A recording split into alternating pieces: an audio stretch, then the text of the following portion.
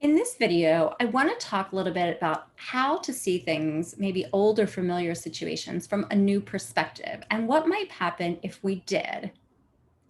Many of you know if you've kind of been following or listening, but if you're new, then here's, a featured story is I recently moved, or actually, I guess about 6 months ago now, that I moved from my house in Philadelphia and I moved out to Erie, Pennsylvania. It was a big move. It wasn't one that I really necessarily saw coming for, in my life, but it was something that turned out to be true. And when you move, I mean, so many people ask you, oh my gosh, how was it? How are you with that move? How are you doing with it? How is it? And I realized that there are so many different ways I could answer that question, right? There's this perspective of like, oh my gosh, a move is such a drag. It's so much work. You have to pack up all of your stuff. You have to do all of these logistical things. So there's certainly the perspective that it's a drag, right? Then there is this perspective of, oh my gosh, well, it's kind of interesting. I've never really spent time in Erie before, and I'm looking forward to seeing some place I've never seen before and to getting to know it. That's another possible perspective. A third perspective that actually was also true is, you know what? I did move, and you know what? I have to say, I am so grateful. Like, I had great movers.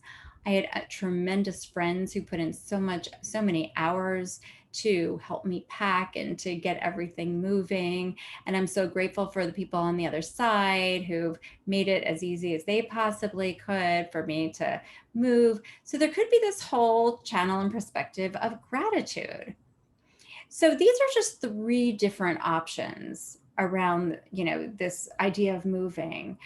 What I want to really get across though is that the perspective that we choose to take on any given situation drives our experience of that situation.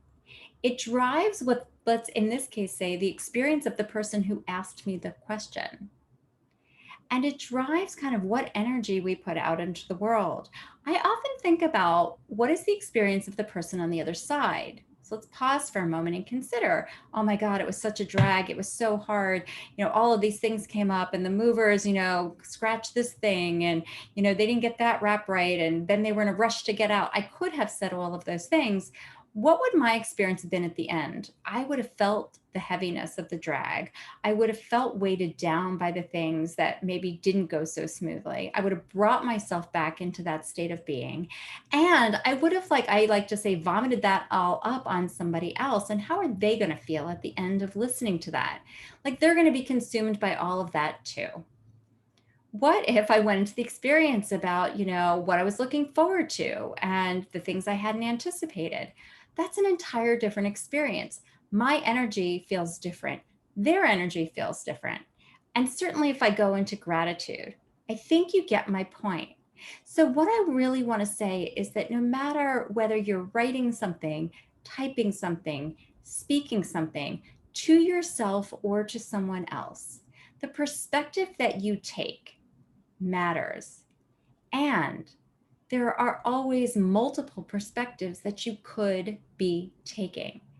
None of the perspectives that I shared with you here is more true than any other.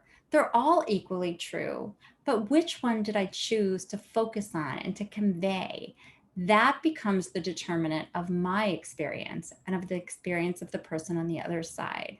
So as we're talking about perspective, at the conclusion of this video, sit down and think about it.